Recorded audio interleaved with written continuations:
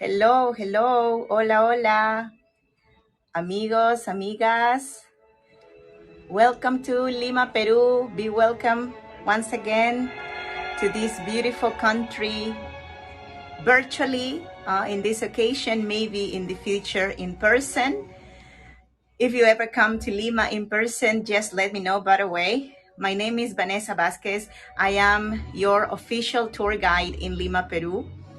And today we are going to jump into one of the controversial stories or pieces of history in my country about the history of Peru.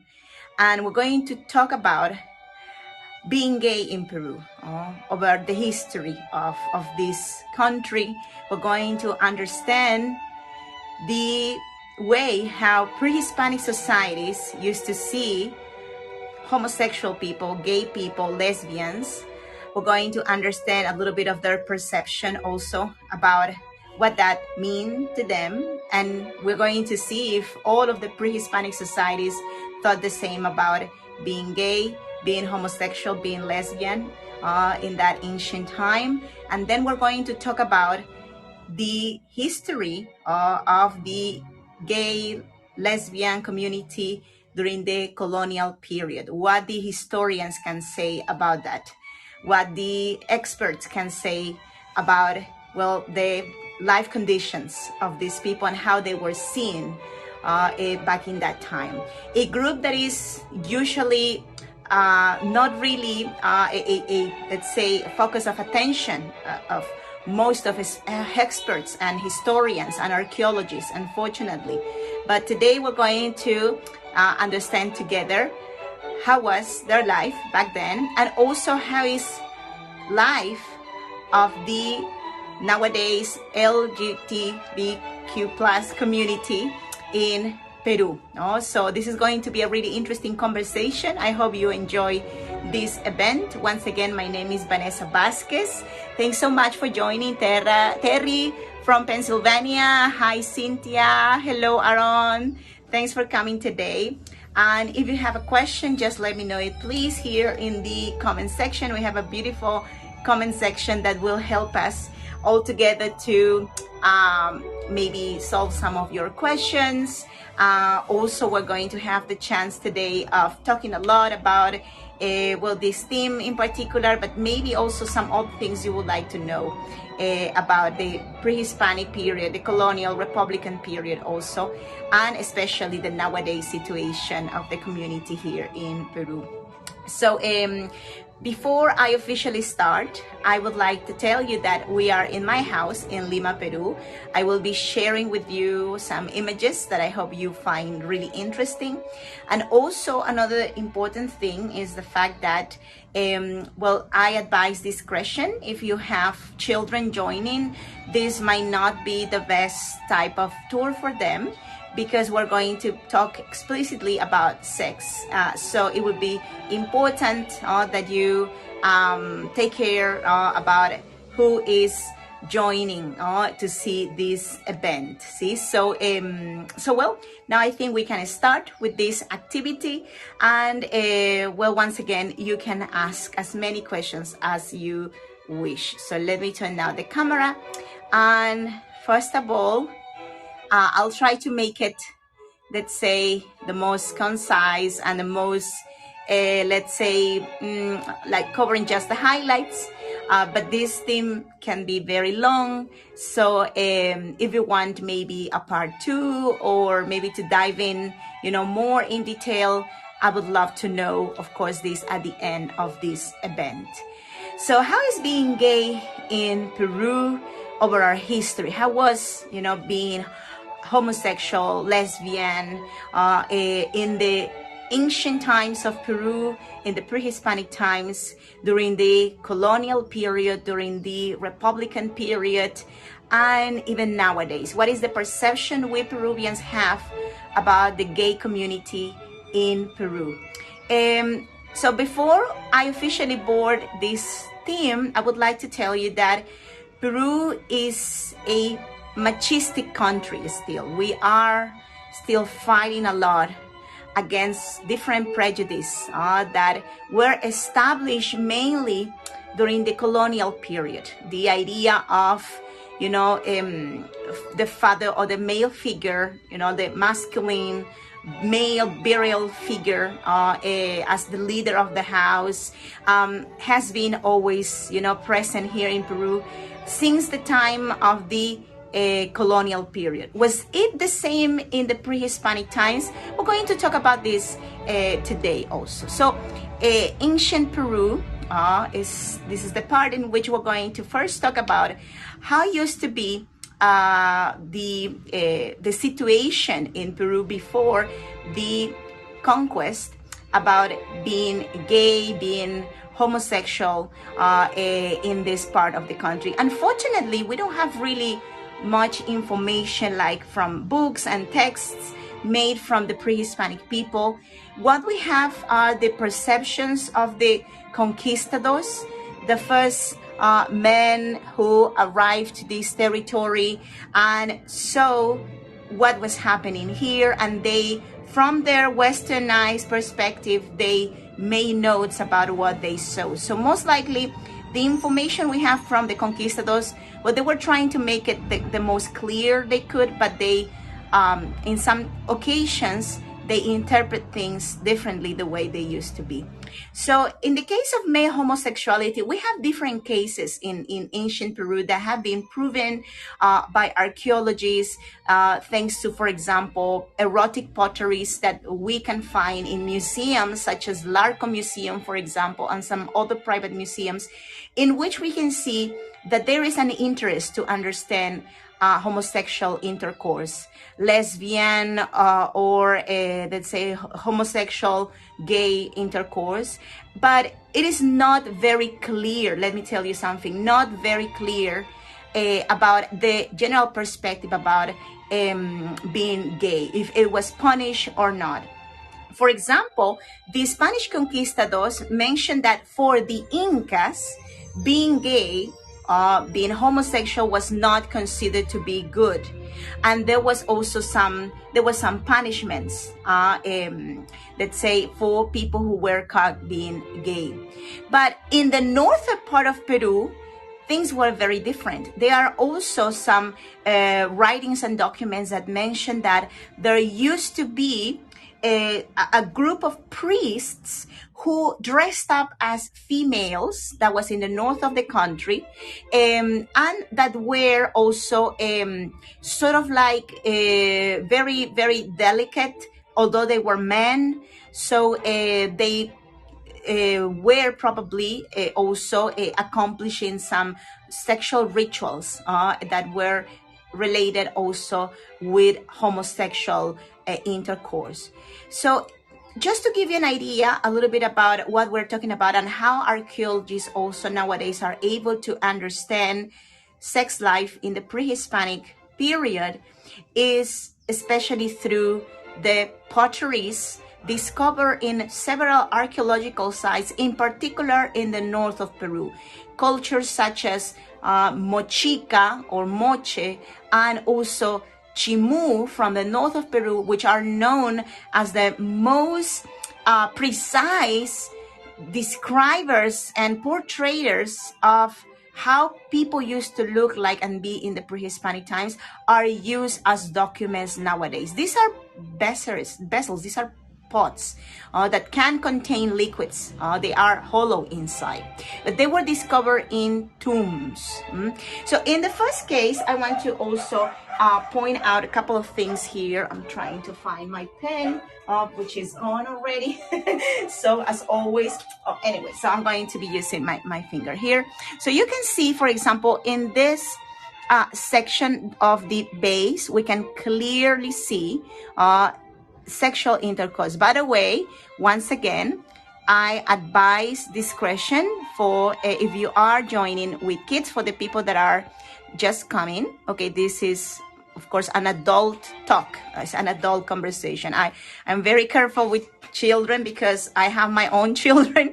So I just advise to be careful, because we're going to be talking the whole event about let's say adult content. Okay, so we have over here a clear representation. Let me also make a zoom, maybe you will see it in detail better like this, of lesbian intercourse, right? So there are also some documents that mention about lesbian, let's say, relations, and but they are even less than in the case of the homosexual relations.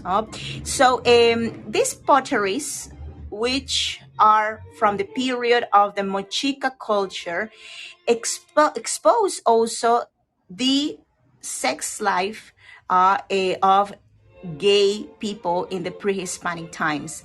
In this case, for example, you can clearly see we have also two men. We even can see the testicles, for example, here of the other one in this pot. So what these potteries represent. So now let me de-zoom and let me tell you something.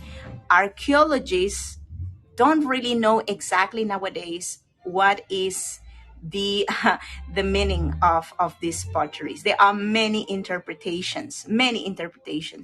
For example, there are vessels, there are potteries in which you can see that, let's say, heterosexual couples that are having anal intercourse, and in that case archaeologists believe it was a type of way of control over, let's say, being pregnant, no? So like a way to avoid to getting pregnant, no?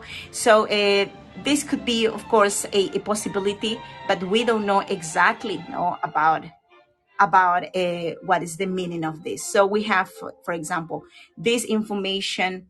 We have also other archaeologists that have talked about lesbianism, of being lesbian in the pre-Hispanic times, and probably there is a possibility that they were not in all the cases of the pre-Hispanic societies punished.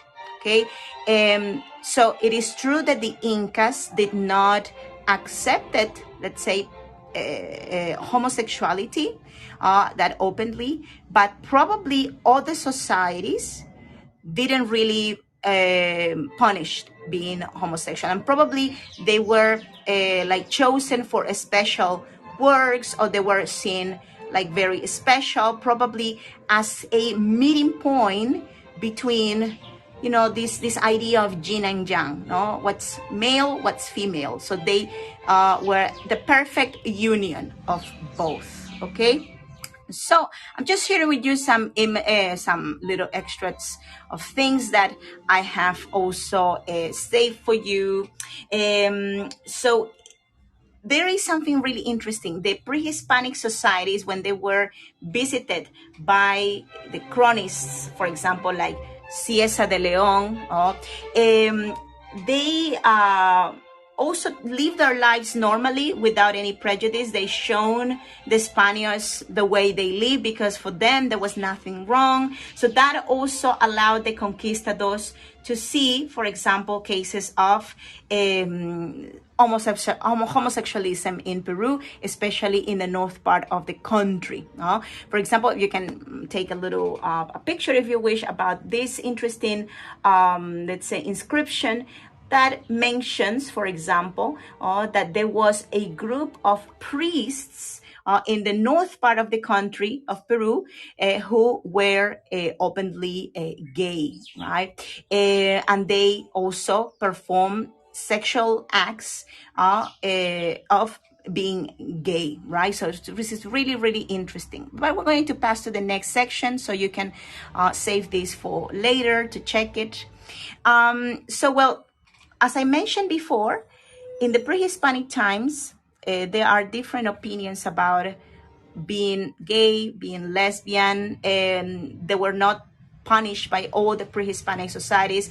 But it is not good to say that all the pre-Hispanic societies were exactly the same.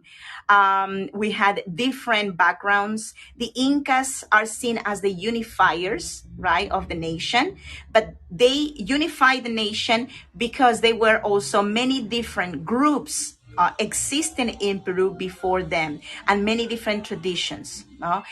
when the Spaniards came, they consolidated this union, this let's say this creation of an idea of, like identity to one land, right? They created first the viceroyalty of Peru. So this is the period of the viceroys. The viceroys are the representatives of the king of Spain here in Peru. So this is really the second time in Peru in which we are passing through a period of unification, but this one was longer. The Incas unified this territory for about, let's say 70 years, not much. The viceroys did it for 300 years, right? So something important here is that when the Spaniards came, they introduced not just their culture, their religion in particular. And Peruvians and Latin Americans are devoted Catholics. Like 80% of Peruvians are Catholic and go to the church still, and contemplate also a life that is aligned with the Catholic faith, right? So whatever the Spaniards believe in Spain back then, in the period of the 16th century, 17th century, when we started to receive that influence, because first of all, it was in the big cities like Lima in the 16th century, right away after the Spaniards came, and later it started to irradiate in the new territories conquered, like year by year, and it took really long time.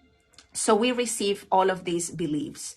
So, for example, the idea that homosexuality was completely against God's law. And also another thing very important is that although it was even punished by, for example, the Inquisition. We had the Inquisition in Peru since the 16th century, by the way. So you can imagine that the Inquisition was a form of the control that was very, very important, and it was used in different ways, especially to see or overlook if there were people who were non-Catholic infiltrated in this territory, let's say conversos, Jews, conversos, that they still practice their religion. And also another scale, they also check on the way how Catholic people live and if they were living correctly. So transvestites, for example, or people who dressed up like trans, who dressed up in different clothes that are not the ones of their sex, that was considered to be really bad back then. But it was surprisingly common. It was surprisingly common. And at some point in our history, we have also examples of people who became very famous in the colonial times, viceroyalty times, and republican times of Peru. Republican is after the independence from Spain, which we're going to be talking about today. So first of all, some words important for you to know that were used back in that time to refer about gay, lesbians, homosexuals, was the first one, maricón. A maricón was a man with feminine attitude, for example, a man who was dressing up as a woman or was doing works that was supposed to be for women. For example, cooking. So back in the colonial times, there were many chefs. We would call them now chefs. Of course, they were cooks back then, but they were very famous, who were named maricones because they were working in the kitchen.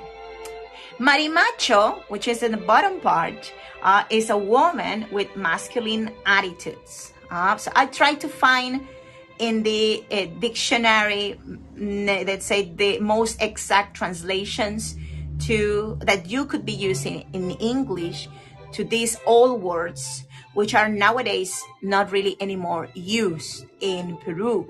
It is not as common as in the old days. So these definitions also became, let's say, the common ways to name people who were having an attitude from the opposite sex, until the end of the 19th century, right? So it is important to see that initially, being maricon was just assigned to people, or marimacho, to people who were doing jobs that were, let's say, not of the gender they had.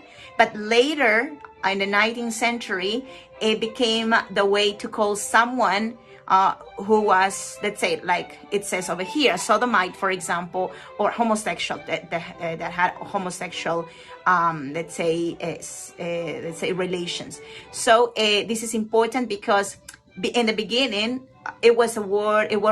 Those were words used, like for non-really sexual purposes. So we have a case that is really interesting, and I will be giving you some names if you would like to maybe look for, let's say, some biographies. In the internet, you can find lots of documentaries about some of these people, some of these characters. So maybe that will be for later if you wish. There is a famous lady, Catalina de Erauso. She is also one of the most famous lesbians of Spain, that she came also to Peru. She visited Peru. She was in Lima. She lived for a time in Lima. And this woman has an interesting story. As you can see, she was born at the end of the 16th century in Spain. And most of her life she spent in the Americas, between Peru and Mexico. She was what we will say, for example, a marimacho, right? A very, very masculine woman since she was very young. And also something important about her is that she was an open lesbian. So this initially became like it was just an attitude of being very tough, very masculine, where she lived in Spain. And then later that climbed up into being, a dressing up and even taking name of men. Her story is really interesting. She also lived as a man in many parts of South America, even in Lima. She had different names. Francisco, for example, was one of the names she had. But later, seems that she also liked to gamble. She got in economical problems when she moved to Mexico, and she died there, let's say in 1650. So this is really interesting to mention that we have a person that is known to be a lesbian of that time, and how was her life. And the Inquisition also punished all kinds of people who were not behaving accordingly to their sex. They were like from, like over 100 lashes, given to you if you were proven to be homosexual, for example. You could be, let's say, taken part of your land or your money, right? So maybe exile in some cases from this territory. For example, if we're talking about the Inquisition of Peru or the Inquisition of Mexico, you could be sent out of this territory back to Spain, probably for prison, for being in prison there, or maybe to work in vessels, like in ships, which was a really, really, really bad job, very, very extenuating.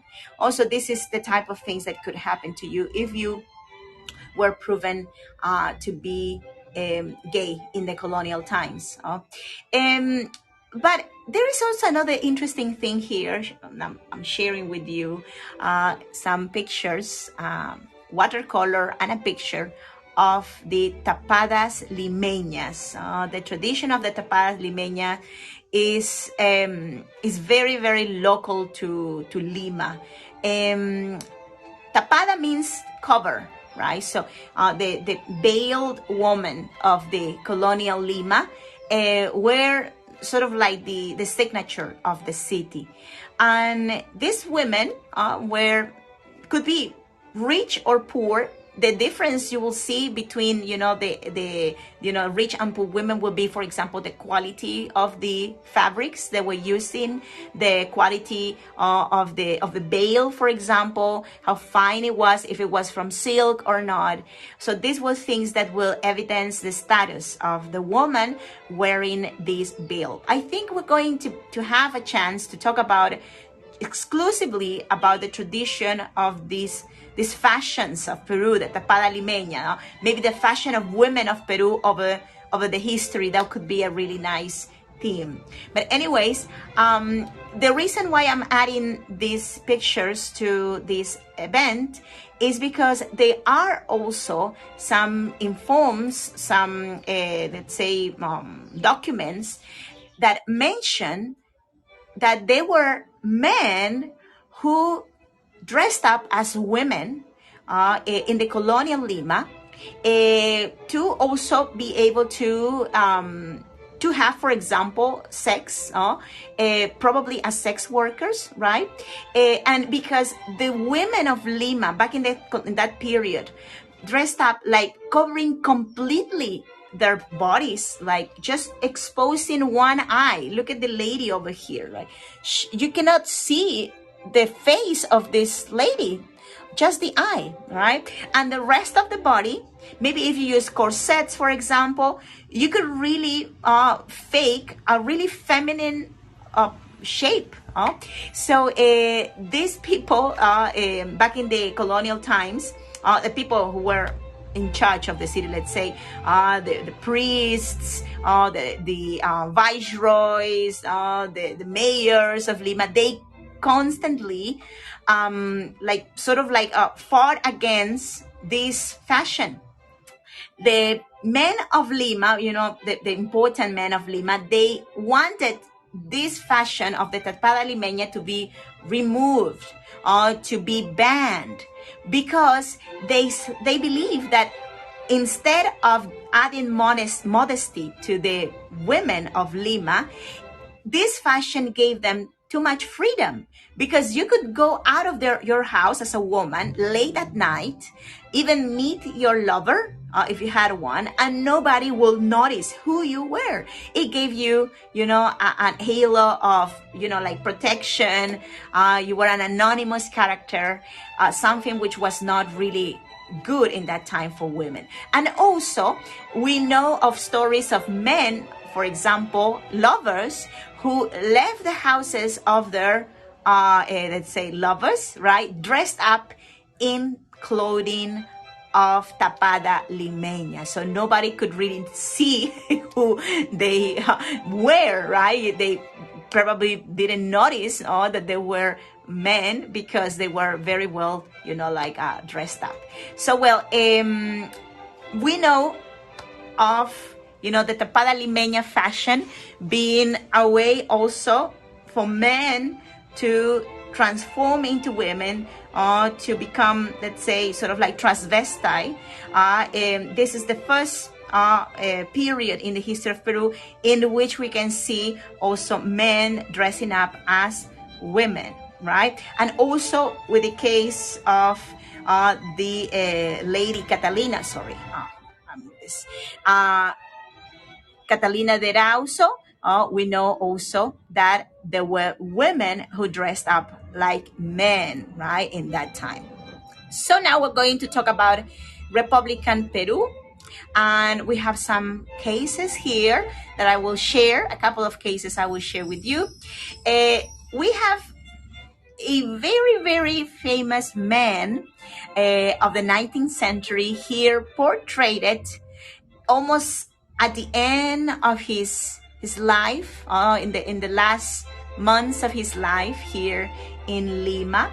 The name of this man is Juan José Cabezudo.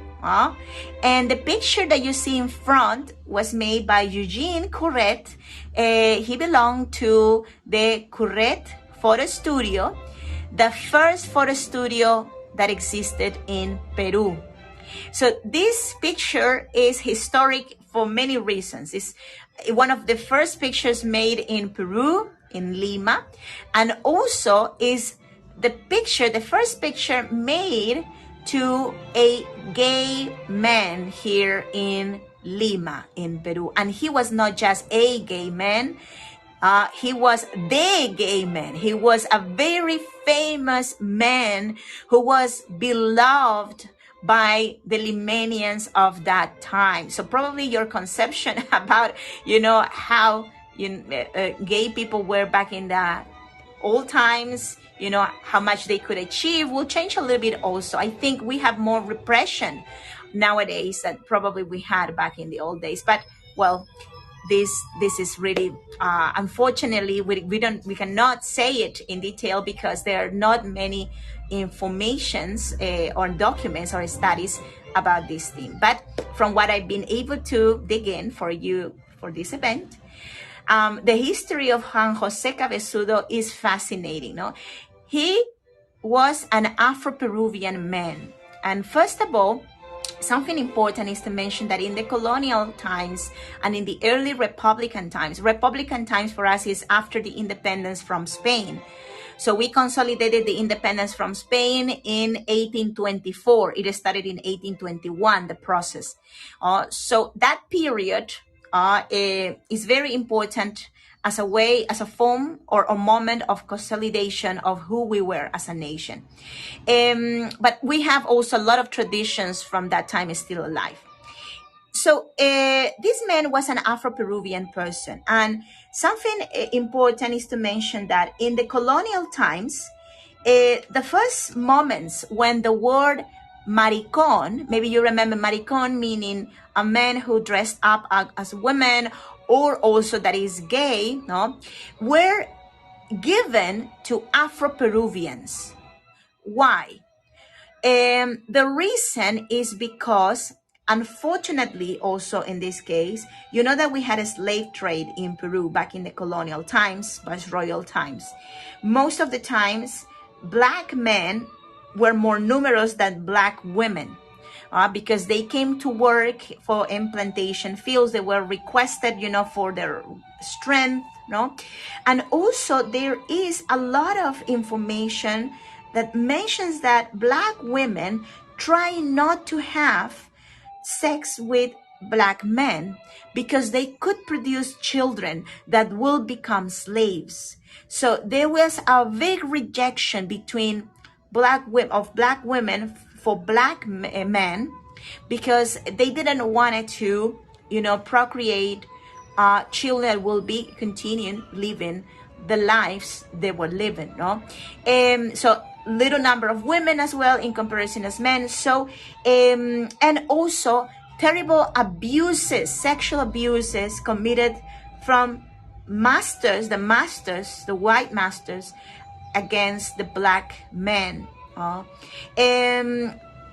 well, in any case, also more sexual intercourse between men and men in the Black community. Okay, so I'm just trying to give you a frame of why in the colonial times, usually when people were talking about maricon, were really referring to Afro-Peruvian people. So, but well, over the time, of course, the word maricon, it really spread over to any race, of course. So this man was very famous, and he was portrayed in many watercolors from the 19th century.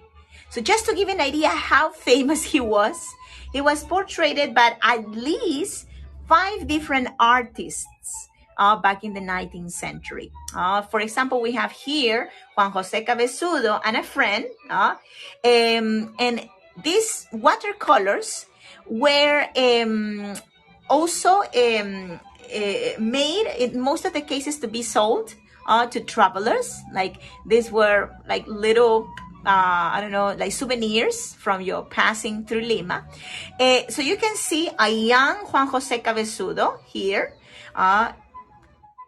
He is usually like describing the person over here. I've been trying to check, which one is which. So in the descriptions I've seen online, this is the person that is pointed out being Juan Jose Cabezudo.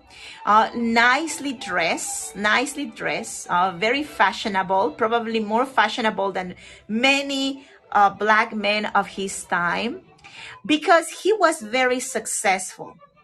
He owned a food stand, and he sold different Peruvian foods. He was known being the best tamalero or tamales cook.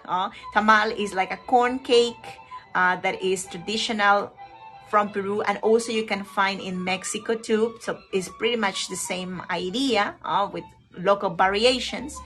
But he produced like beautiful food. He was so famous, for example, that when Liberator Simon Bolivar left Peru, he was contracted to make the feast, to prepare the meal for all the visitors, right? So imagine how important this man was. And this is how Lima looked like back in the time we are talking about. So this is a time of transition into the being a independent country. And you can see also how mixed Peru and Lima in particular was back then. We have indigenous people, we had the beautiful tapada limeña, the covered Limenian women, the veiled women. We have the black people also here vending, like selling products. And the church you see in the back, by the way, is the Cathedral of Lima. It's Lima's cathedral, and the fountain that is located in the main square of Lima still nowadays, right? And here we have another interesting, let's say, painting. And this is from a different location. If you've been in my tours before, probably have seen the Bay of Lima with me.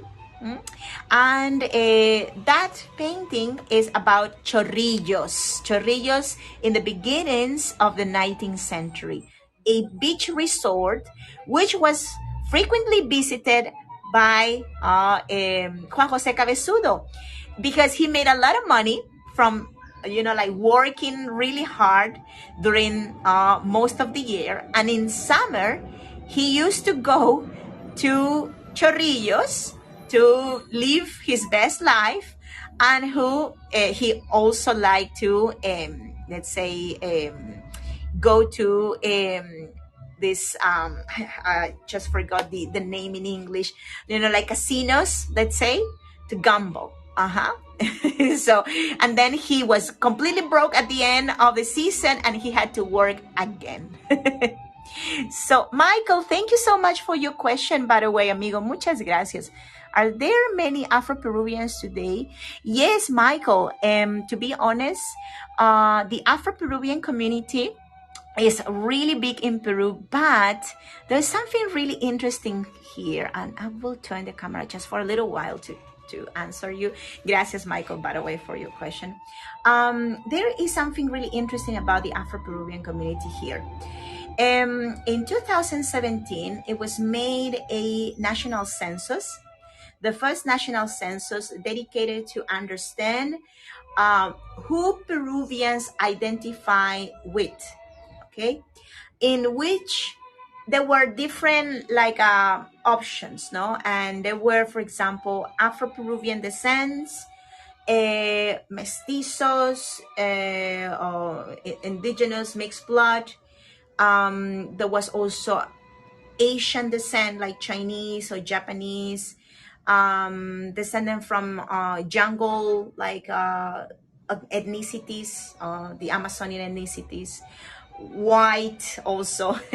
And well, surprisingly, the Afro descendants, or the people who mark themselves being Afro descendants, was not really the biggest after being mixed blood, because many people who are Afro descendants, they are so mixed already that they don't see any Afro in them.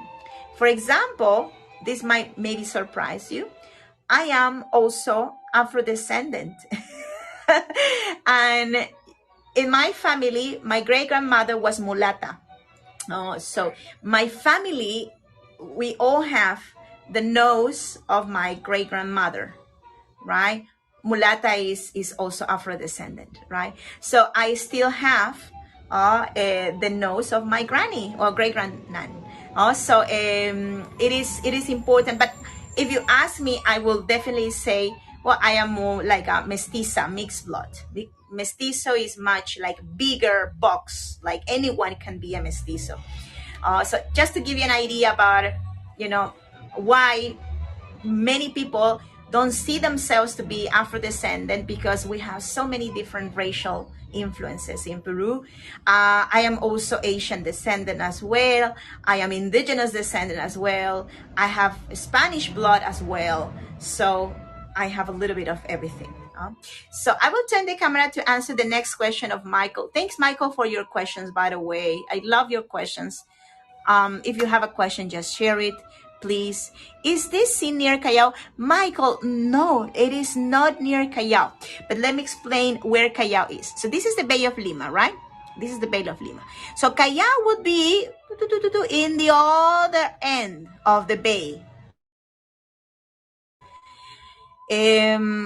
I think I'm losing a little bit of internet. Can you see me well, amigos? Can you see me? Can you hear me well? I don't know why the internet drops a little bit. Yes. Okay, JB. Thank you. Gracias, Kim. Thank you, Jess. So Callao is in the other point. This is the other extreme of the Bay of Lima, Chorrillos. Yes, Michael, I think I saw a little interruption because I can see that, by the way, here. I can see the connection dropping, but I just wanted to know if you could hear me. Gracias, Michael, by the way. I hope if you have been in Callao, I hope you can also visit Chorrillos because it's a really beautiful place. Also, another thing interesting about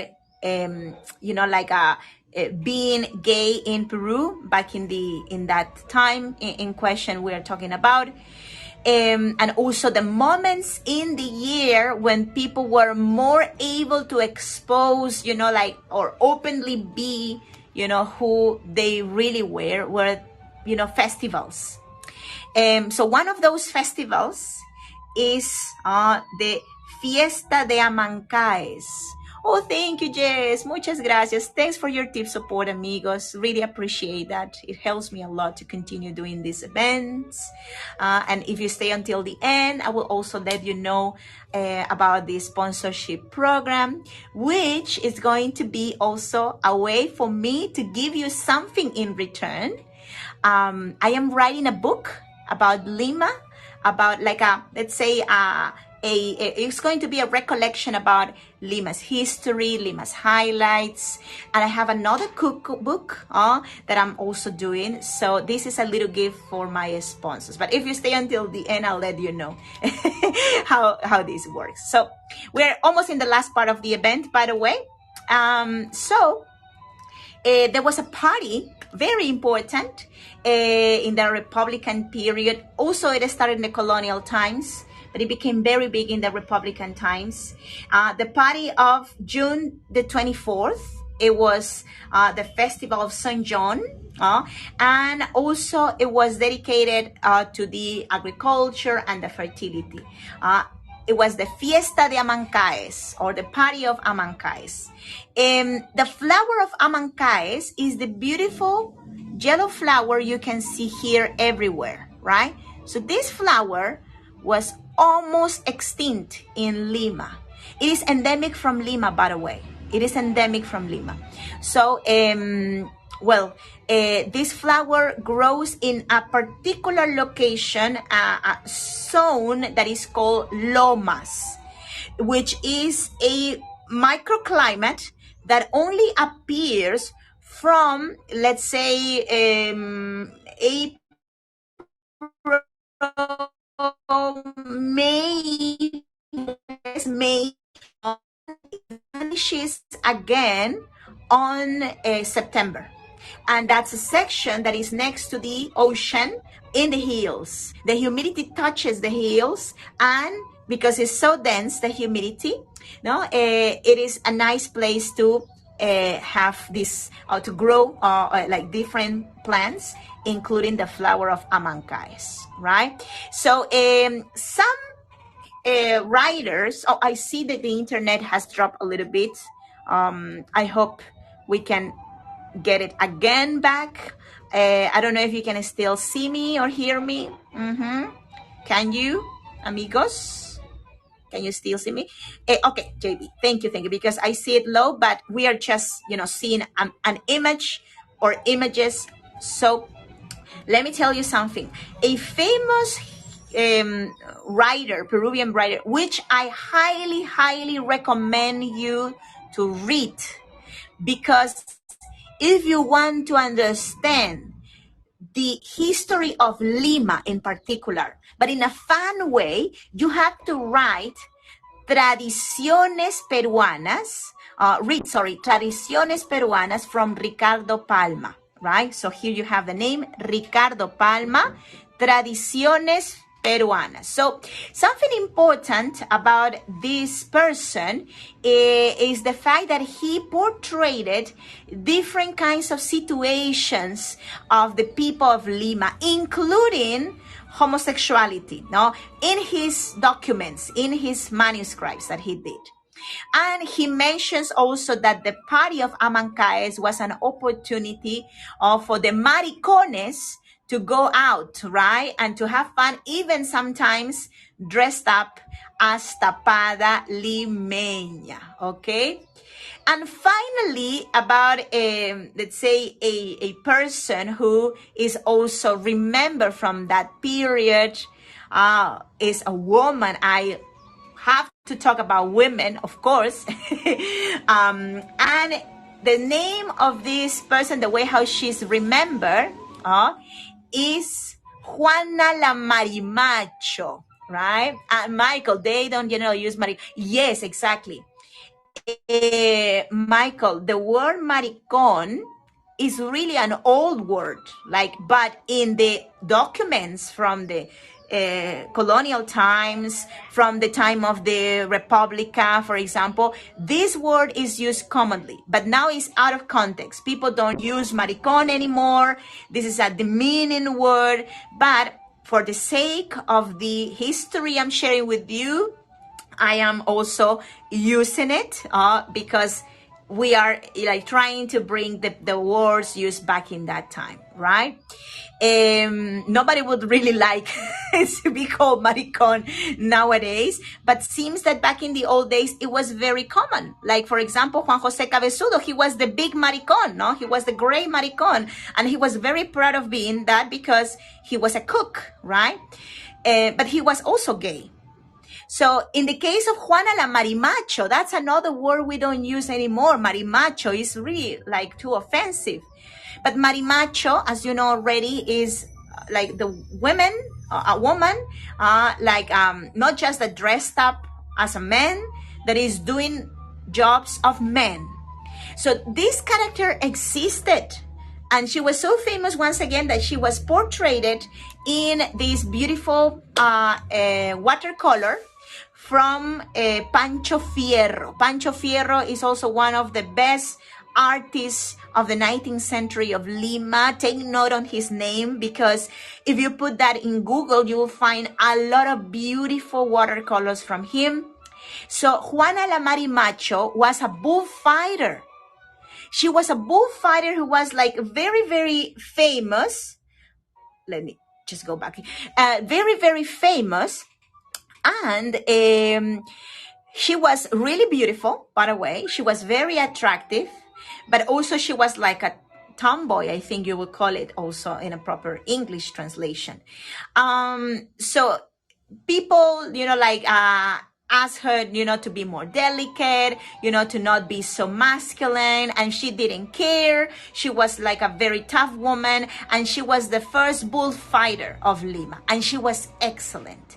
Until a day when, she had a really bad accident, right? She was very close to be killed by the bull, and she decided to retire from the bullfighting, and she ended up her days as a butcher.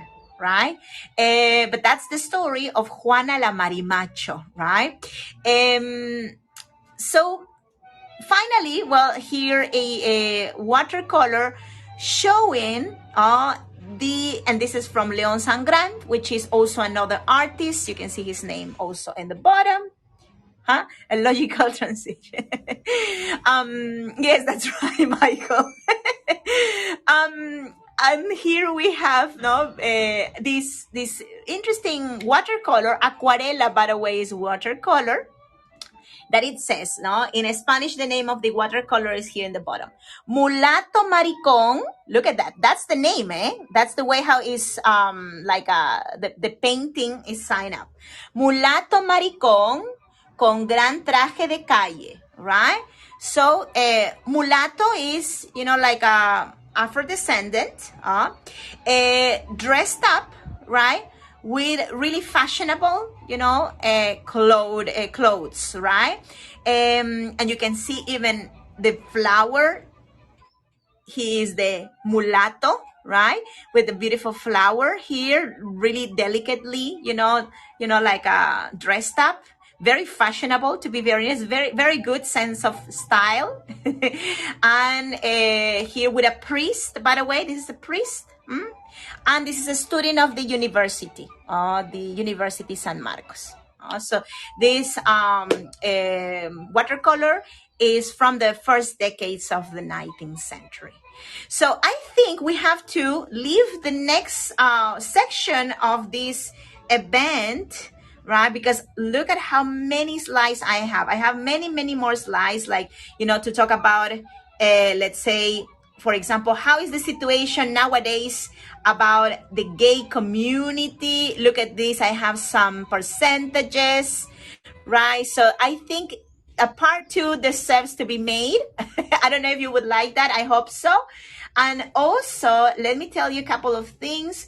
First of all, thank you so much for the people who were until, yes, definitely another part. Thanks so much for the people who stay here until the end. If you want to, continue seeing events like this one, please give me a follow. You will see in the upper part of your screen a follow button.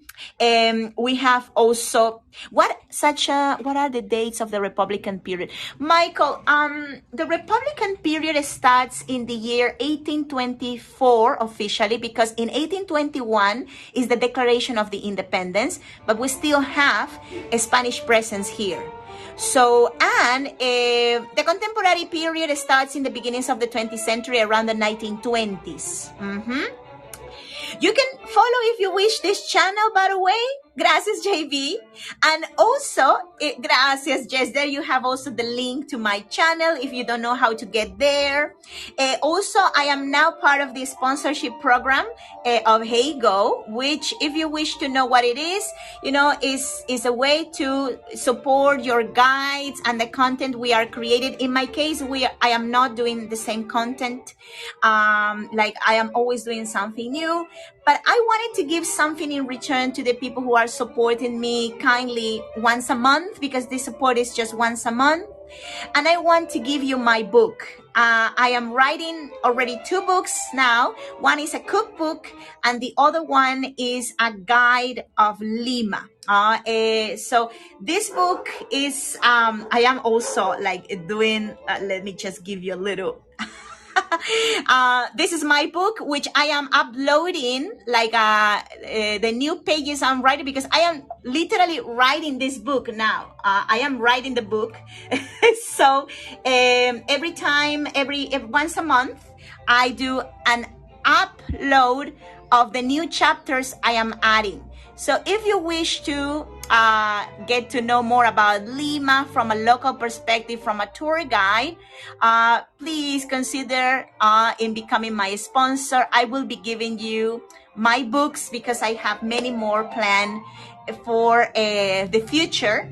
So you will be really buying books and helping me to create content in English for more people around the world to know Lima, to know my city, to know my country.